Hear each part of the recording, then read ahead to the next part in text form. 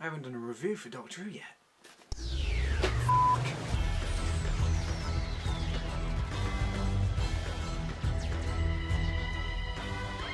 Hey, it's James. It's People of Many Fandoms. I'm doing reviews for Doctor Who. There's going to be 4 reviews, but it's going to be Thursdays. Is it Thursdays?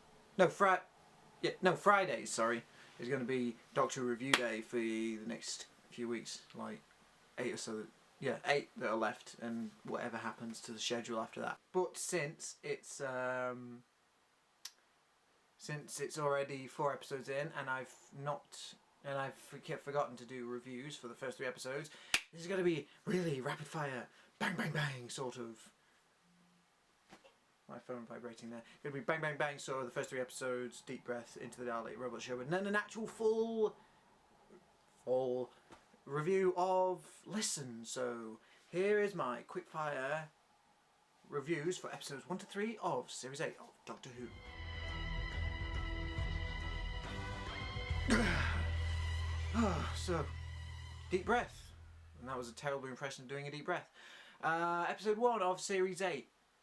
Have to say, I saw this in the cinema with a bunch of friends and pretty much loved it, really, because it, for a series starter, as the name suggests, even though obviously you don't have to have done this, it literally had me holding my breath in near sort of the climax area where Clara's down in the basement of this restaurant. That, as long as you've all seen it and whatever, I'm not spoiling anything, but there was an actual point where I was actually holding my breath, which is actually quite surprising because it was that tense and whatnot. But overall, I'll say that Capaldi, great introduction. I mean, I was a bit sketchy sort of with having, I think most people were, with having an older actor be the Doctor, but immediately from that that performance, immediately loved it, and I can't wait for the rest of the series, even though we've seen 4 episodes, but I mean, I'll get to that later on. Clara, I mean, she was always one of my favourite Moffat companions from the very first time she started, even in Bells of St. John and all of Series 7. I don't care what people say, I love Series 7. Well, I tend to love all series, but I mean, I still like Series 7 compared to most people. But she was interesting in that series, and it's where people are saying she was boring, but now she's interesting. It's like, to me, Series 8 is just making her more interesting than she already was. Paternoster Gang, still quite nice addition. I mean, I think I'm somewhat in agreement to say that it is good that they only are appearing every other time. I wouldn't mind a spin-off. That would be a really nice change to fill in the gap when Doctor Who isn't on, for a Paternoster or something like that. Can't remember how exactly you pronounce it. Spin-off to fill in the gap when Doctor Who's not on, because I would lap that up in seconds. Great showpieces with the T-Rex, because it instantly just cried to me like they've got the budget from Walking with Dinosaurs, and that was amazing for its time. Enemy was creepy and very well acted. I think the actor who was the main Clockwork person was absolutely amazing, and I can't wait to see if he actually comes back because of the series arc we've got with him. And Missy, so overall the story, as I said, it kept me on edge a lot of the time, so I think it was very well told. It linked into the regeneration pretty well, in terms of it had lots of parallels with the Doctor and how it was carrying on till the very end of the episode, and you have a much more edgier Doctor and all that. And I'd probably, personally, I would give Deep Breath about an 8.5 out of 10. Episode 2, Into the Dalek. Well, it's episode 2 of Series 8, and we're already with Daleks for Peter Capaldi. I think with this series, in a way, it seems to be getting better with every episode, because I did tend to enjoy Into the Dalek a lot more than I did Deep Breath, because of, not just purely because of the Invisible Enemy, even though I haven't seen the Invisible Enemy. Classic fans, please don't crucify me. And I've forgotten the name of the film that it's mocking off as well, but I know it's like a sort of a Mickey a homage or parody or whatever of those, but really took the Daleks to a new level. I think I really enjoy going inside, seeing what makes them tick, and seeing how how supposedly a little bit of the wrong kind of radiation can make it good. So I'm just thinking, can like, rather than it just be you have to have a constant stream of this radiation for it to actually see morals, could you like infect it with this radiation, and then obviously rather than, you know, just like being like a drug and just wearing off eventually, could it just like be like actual radiation and actually, you know, do something to the actual inner workings of the Dalek and make them good, compared to what happened where the Dalek saw into the Doctor's mind and became basically just saying, oh, the Doctor hates the Daleks, I hate the Daleks too, I'm going to kill the Daleks because I hate them, rather than it's the right thing to do. So yeah, really interesting parallels. This series seems to have a lot of great parallels, which are really interesting. But yeah, overall, oh, and before we go, the introduction to Danny Pink, which we'll get into in the listen review. Very interesting character. Can't wait to see what his backstory is with all the soldier stuff and whatnot. I'll get more into that in listen, but I'm really interested to see where this series arc is going, because obviously it's not just the series arc with Missy and whatnot, because that was still included in this episode, but it's also some other things as well, so we'll try and get to that at some point as well. So into the Dalek, I'd say 9 out of 10, probably 9 out of 10. Yeah, I think so. So into the Dalek. Had to change the camera angle there because my camera almost ran out of battery. Episode 3, Robots of Sherwood. No, it's just singular, isn't it? Robot of Sherwood. Just change the angle again. Romp. Nice little laugh. Overall, I think it's a lot better as like it's a lot more enjoyable romp than. Not saying that I haven't enjoyed previous romps, but I think like as a general like overall thing for all the fandom, I think it's a lot more of an enjoyable romp. I have heard of a lot of the complaints like plot holes and stuff like that, but it's nothing that's nothing that's irritated me to a point where I haven't wanted to watch it. So Ben Miller as the Sheriff of Nottingham, great atmosphere, great charisma with how he's doing it, how he did it, sorry, how he portrayed this like really merciless sort of character who could get his own way no matter what, killing the villager and whatnot, and like ruling over with the archery tournament and all that sort of stuff, and but also being very manipulative and scheming and whatnot. And Clara had a really good, I think, had a really good part in this, with like actually having to keep the Doctor and Robin from fighting so much apart. So she obviously showed a bit more strength there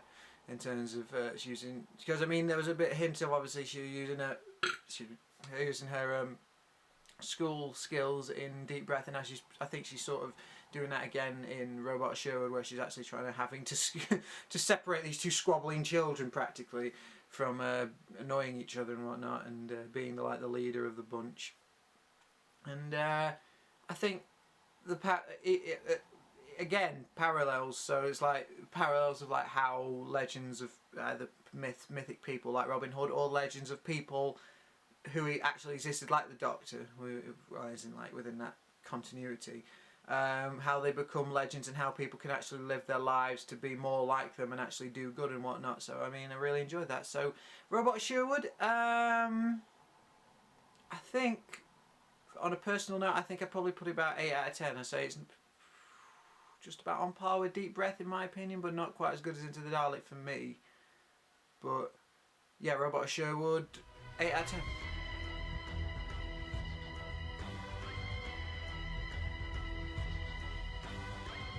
Listen, episode 4 of series 8.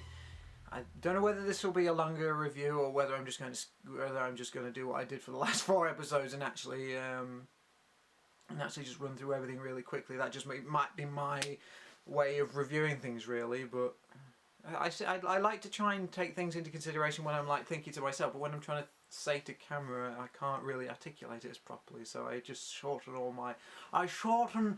of my points so they're all really vague and boring almost. But listen, very creepy, very sort of, if you're sitting down it will cement you into your seat with not so much fear but suspense in terms of like what is that? When's the reveal coming? Is it ever going to come? Sort of thing. Initial premise. Evolution is like the ultimate thing of survival, with also like predators, like attacking and all that sort of stuff, defense, and then also hiding. But isn't like hiding a form of defense? I don't know, but it is an interesting concept. Is there an ultimate hiding? And I mean, I heard on a few podcasts it's like maybe the silence with that sort of thing, in terms of the ultimate hiding could be that you hide from memory, in terms of like people won't remember you and remember them until they see them again, obviously, so they sort of hide from memory almost. Really interesting concept. It was really nice to have Capaldi acting upon himself, even though he thought he was with someone. So I think he had a lot of screen time to actually flex his chops with this, and it tweeting bird, and it actually allowed him to, I think, in probably some of the hearts of the non-believers for Capaldi, I think it should have gone and made it abundantly clear that he is a doctor that should actually be like be trusted and actually taken seriously and all that sort of stuff. So Clara and Danny. I have heard some rumours and speculation, something like that they're going to get together, and I think this episode kind of sort of went that way to say that they are. And when I did hear that sort of news, I was a bit sceptical, into like, oh, we're going to go down that sort of thing again, where every single companion's going to get married or just fall in love or something like that, and never actually have someone different who's just going to stay alone or something like that. Not to say that they can't, but I'm just saying that it just gets a bit repetitive. But I mean, if Moffat's going to take this in a direction where it's going to actually be really, really interesting and sort of a lot more interesting than that, which I'm actually thinking of because of where this episode went with Danny, and how he was the child Rupert, and then obviously became that through this sort of stuff. And I think that might come into play at a little point where the Doctor gave him the dream about Dan the soldier. I think that might come and bite him in the arse. I think because it might be that it's like Dan might have only wanted to become a soldier. This is my theory, that he only wanted to become a soldier because I don't think he would have just wanted to go and say, oh, I have this toy soldier, let me be like the toy soldier. I think it was more like the Doctor's dream that he put in his head was almost like a subliminal, an inadvertent on the Doctor's part, subliminal message to go join the army. And obviously that would have created that atmosphere that obviously that Danny has, where he's suffering from a bit of post-traumatic stress disorder and having a few of these like sort of tiffs and whatnot, when he can't really control how he speaks or how he feels or how he reacts, or that sort of stuff. That I think that might come and bite the Doctor in the arse maybe in the finale, something like that. Today you actually might have slightly effed up this person's life in a way. Not to say that it's not effed up if it's like that Clara and him are getting together, but I mean more like that he's suffering this sort of post-traumatic stress and all that, and having gone to war, all because the Doctor put a dream in his head about it. But like, trying to decide about the monster, because everyone is like assuming that it was a child under the bed, and it's like it is easy to make that assumption because obviously because the whole episode was trying to pass it off that it was all in the Doctor's head, but you can pass like when we're at the end of the universe in that spaceship, you can pass that off as being pipes growing or something like that. What pipes do a rhythmed knock going bang bang bang bang in rhythm? Not I doubt, I highly doubt that there are any pipes that will rhythmically knock on. So there had to be something outside there, because I mean everyone heard it. So it's not like it's in the Doctor's psyche or something like that. It's like, oh, I heard some knocking and then no one else heard it, and then it's like, oh, it's in my mind because of this legend that Clara made for me when I was a child. But yeah, but I'll move on to the final. My final thing I'll talk about is the barn scene. Obviously, I was one of the people who obviously never expected it to go to that point where it was going to the Gallifrey and whatnot. I thought it might have been back in Danny's past. More like one of his ancestors, maybe in like the First World War or something like that.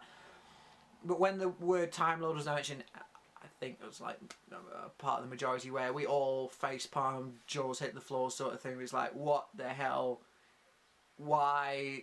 But then again, it does make sense. And people were thinking like, why is it going through the Doctor's timeline? But the thing is, it's obviously not just because Danny might be linked to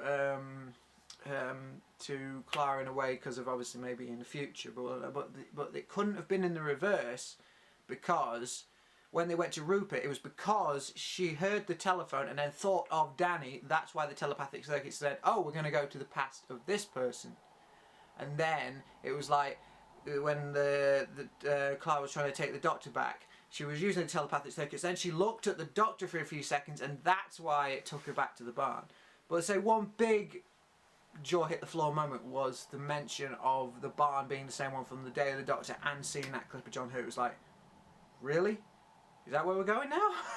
Not in a sort of like really negative way, but I was like really, really surprised sort of thing. But yeah, so I think overall it was an incredibly great episode, because it was like, it still had the creepy atmosphere, it had the twists and the turns that you didn't see coming, or a lot of the time you didn't see it coming, and it just gave the Doctor and Clara both a lot more depth, and I'm really glad about this series. So for listen, I'll give a 9.5 out of 10. I think a really solid 9.5 out of 10. I don't think it's completely perfect, but it is really high on the list. And out of all the episodes, it's probably one of my favourites so far, with probably Into the Dalek coming second, then Deep Breath coming third, and Robot Sherwood coming fourth. Not to say Robot Sherwood is a bad episode, it's just obviously how I'm ranking it. So yeah, that was Listen. But next time, it's Time Heist. This is the bank of Carol Black sauce. Picture the thing you want most in the universe, and decide how badly you want it. We're actually going to do it. Rob the bank. If we don't, we die. We must locate them.